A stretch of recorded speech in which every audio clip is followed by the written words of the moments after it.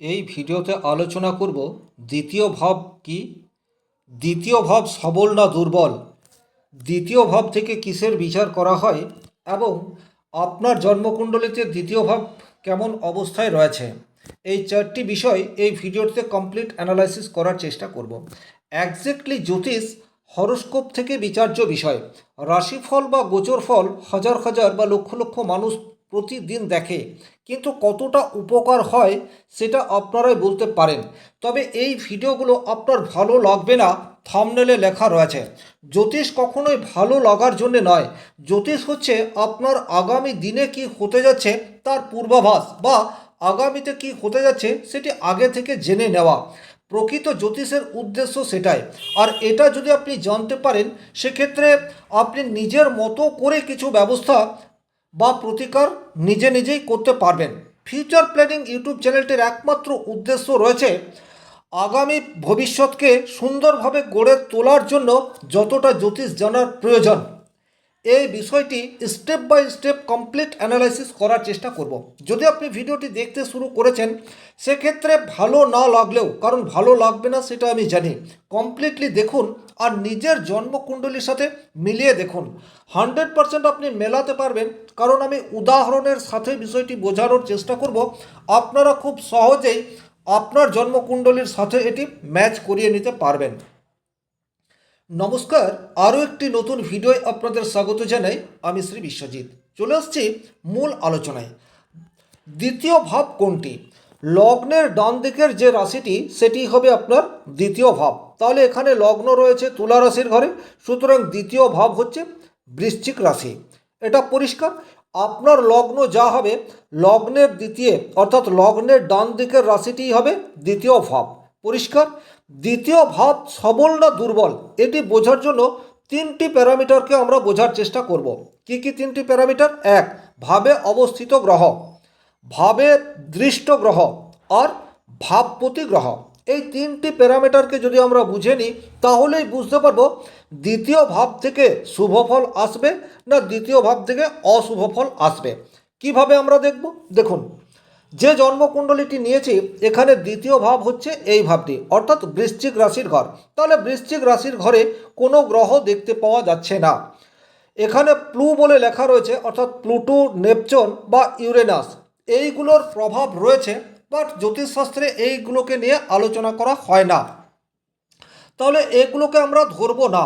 তাহলে আমরা বলতেই পারি যে এখানে দ্বিতীয় ভাব খালি রয়েছে। তাহলে দ্বিতীয় ভাব যখন খালি রয়েছে, তখন দ্বিতীয় ভাবে কোন গ্রহ দেখছে এই বিষয়টি দেখতে হবে, অর্থাৎ দৃষ্ট। তাহলে আমরা কি কি দেখতে পাচ্ছি? আপনারা প্রত্যেকেই জানেন প্রত্যেকটি গ্রহের সপ্তমভাবে দৃষ্টি আছে। তাহলে এখানে মঙ্গলের দৃষ্টি, সেটা আমরা পরিষ্কার দেখতে পাচ্ছি, সপ্তম দৃষ্টি। এবং শনিদেবের দশম দৃষ্টি, সেটা শনিদেব এখানটায় রয়েছে, অর্থাৎ পঞ্চম ভাবে আছে। তাহলে পঞ্চম ভাব থেকে 1 2 3 4 5 6 7 8 9 10, দশম ভাবে শনিদেবের পরিষ্কার দৃষ্টি দ্বিতীয় ভাবের উপর রয়েছে। তাহলে দ্বিতীয় ভাবের উপর দুটি গ্রহের প্রভাব আমরা বলতে পারি, এক হচ্ছে মঙ্গল, দ্বিতীয় হচ্ছে শনিদেব। এটা বোঝা গেল। এবারে কি দেখব? দেখব ভাবপতি গ্রহ। তাহলে বৃশ্চিক রাশির অধিপতি গ্রহ হচ্ছে মঙ্গল। তাহলে এখানে ভাবপতি গ্রহ সে কেমন অবস্থাতে রয়েছে? ভাবপতি গ্রহ সে কিন্তু এখানে লগ্নের অষ্টমে অবস্থান করে রয়েছে। তাহলে লগ্নের অষ্টমে ভাবপতি গ্রহ চলে যাওয়া, এটি কিন্তু অশুভ ইঙ্গিত বহন করে থাকে। জ্যোতিষশাস্ত্রের ষষ্ঠ ভাব, 6th house, 8th house and 12th house, এই হাউসগুলিকে নেগেটিভ বলা হয় বা ত্রিক ভাব বলা হয়। তাহলে অষ্টম ভাবে যখনই দ্বিতীয় পতি চলে গেল, তখন কিন্তু দ্বিতীয় ভাবটি দুর্বল হয়ে গেল। এই বিষয়টি আপনারা পরিষ্কার দেখতে পাচ্ছেন। এবারে আরও একটি বিষয় দেখতে হবে, তাহলে কি দ্বিতীয় ভাবের সব কিছু নেগেটিভ ফল এই জাতক পাবে? না, জ্যোতিষ কিন্তু এতটাও সহজ নয়, আপনাকে সূক্ষ্মভাবে দেখতে হবে। তাহলে এখানে যে লগ্নে মঙ্গলের দৃষ্টি রয়েছে দ্বিতীয় ভাবের উপর, এই দৃষ্টিকে আমরা শুভ বলতে পারছি না, কারণ মঙ্গল এখানে অশুভ ফল প্রদান করবে। আরও একটি গ্রহ রয়েছে কে, সেই গ্রহটি রয়েছে শনিদেব। শনিদেবের দৃষ্টি সেটা কিন্তু দ্বিতীয় ভাবের উপর পড়ছে। তাহলে এই শনিদেব কেমন অবস্থায় রয়েছে? শনিদেব কিন্তু অত্যন্ত পাওয়ারফুল অবস্থায় রয়েছে। শনিদেব রয়েছে কোথায়? নিজের মূল ত্রিকোণ রাশিতে, অর্থাৎ কুম্ভ রাশিতে শনিদেব রয়েছে। তুলা লগ্ন সাপেক্ষে শনিদেব কিন্তু অত্যন্ত যোগকারক গ্রহ এবং সে ট্রায় অর্থাৎ ত্রিকোণে অবস্থান করে আছে। তাহলে এখানে শনিদেবের দৃষ্টি সেটাকে কিন্তু আমরা পজিটিভ ধরব। তাহলে এখান থেকে নির্যাস কি চলে আসছে? এখানে শনিদেবের পাওয়ারফুল দৃষ্টি পড়ার জন্য দ্বিতীয় ভাব যে খুব দুর্বল এ কথা কিন্তু বলা যাবে না। পরিষ্কার, এখানে কিন্তু দ্বিতীয় ভাবের মধ্যে বলবত্তা কিছুটা হলেও থাকছে। এইবার দেখব দ্বিতীয় ভাবের যে বিচার্য বিষয়, এই বিষয়গুলি এই জাতক কতটা পজিটিভ রেজাল্ট পাবে বা কতটা নেগেটিভ রেজাল্ট পাবে, এই বিষয়টি বোঝার চেষ্টা করব। প্রথমেই কি দেখব, দ্বিতীয় ভাবের গুরুত্বপূর্ণ বিষয় হচ্ছে অর্থের বিচার হয় দ্বিতীয় ভাব থেকেই। তাহলে এই জাতকের ফিনান্সিয়াল কন্ডিশন কীরূপ থাকবে?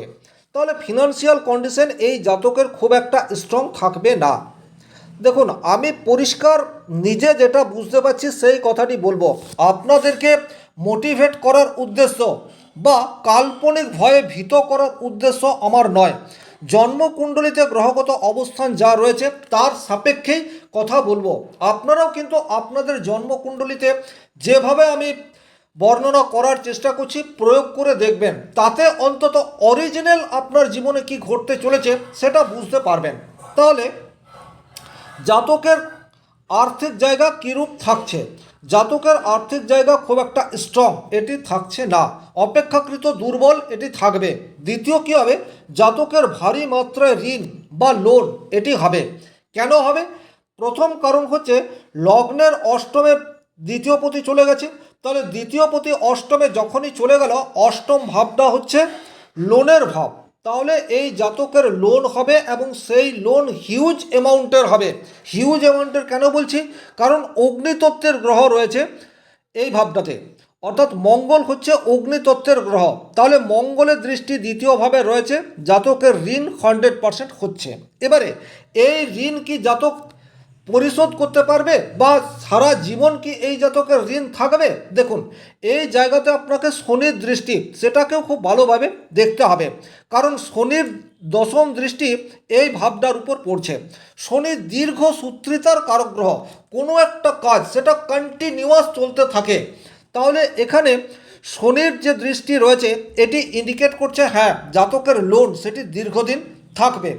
লোন পাওয়ার ক্ষেত্রে কিছুটা সমস্যা সেটাও কিন্তু এই জাতকের হয়ে যেতে পারে। নেক্সট আমরা কি দেখব?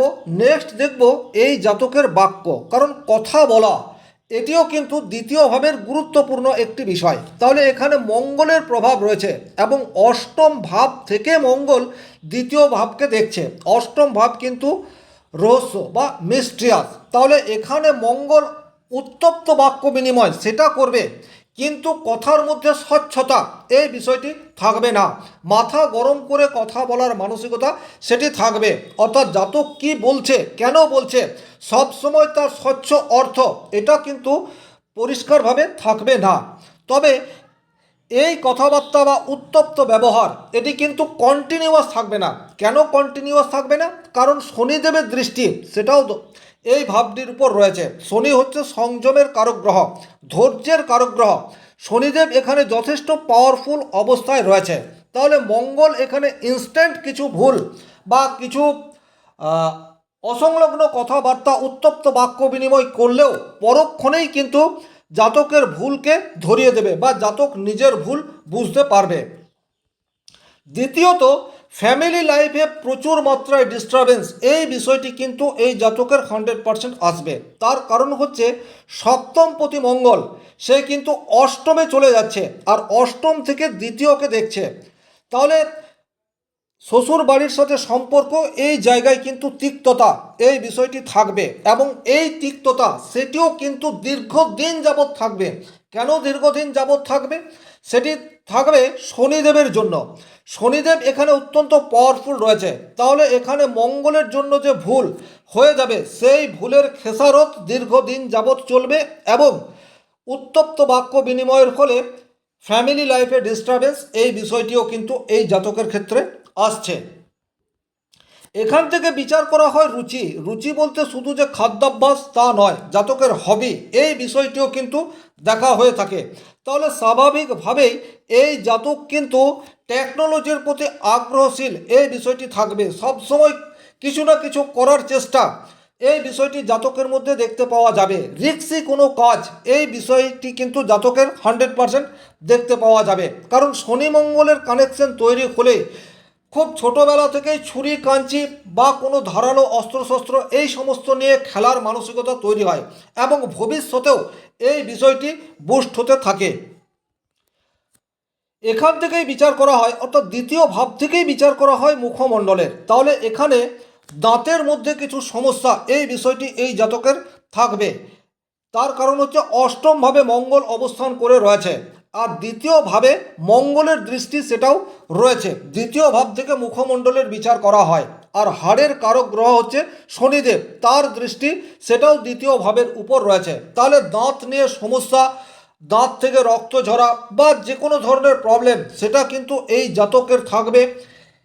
আবার এটাও হতে পারে এই জাতকের শারীরিক অসুস্থতার জন্য প্রচুর টাকার ঋণ হয়েছে, এইরূপ ঘটনাও কিন্তু এই জাতকের ক্ষেত্রে ঘটতে পারে। কারণ অষ্টমে মঙ্গল, সেটি আকস্মিক দুর্ঘটনা, এই বিষয়টিকেও রিপ্রেজেন্ট করে থাকে। আর শনিদেব যে কোনো ঘটনাকে দীর্ঘায়িত করার কারক গ্রহ। তাহলে দ্বিতীয় ভাব এখানে খুব শুভ, একথা আমরা বলতে পারছি না। জাতকের কি করা দরকার? অবশ্যম্ভাবী শনিদেবের প্রতিকার করার প্রয়োজনীয়তা থাকছে। অর্থাৎ এখানে জাতককে যে রত্ন দিয়ে প্রতিকার করতে হবে তা কিন্তু নয়। এখানে শনিদেবের বীজ মন্ত্র সেটা জপ করতে পারে, হনুমান চালিসা নিয়মিত পাঠ সেটা করতে পারে, মেডিটেশন সেটা করতে পারে, নিডি পিপুলকে সাধ্যমতো কিছু দান সেটা করতে পারে। সেক্ষেত্রে কিন্তু দ্বিতীয় ভাবের পজিটিভ ভাইব্রেশন এটা কিছুটা হলেও বৃদ্ধি পাবে। যদি ভিডিওটি আপনার উপকারী বলে মনে হচ্ছে সেক্ষেত্রে লাইক করে দেবেন। কোনো প্রশ্ন বা সংশয় থাকলে কমেন্ট বক্সে লিখে জানিয়ে দেবেন। আজকের ভিডিও এই পর্যন্তই। পরবর্তী ভিডিওতে আলোচনা করব তৃতীয় ভাবের অবস্থান কীরূপ রয়েছে। ততক্ষণ পর্যন্ত ভালো থাকুন, সুস্থ থাকুন। ধন্যবাদ।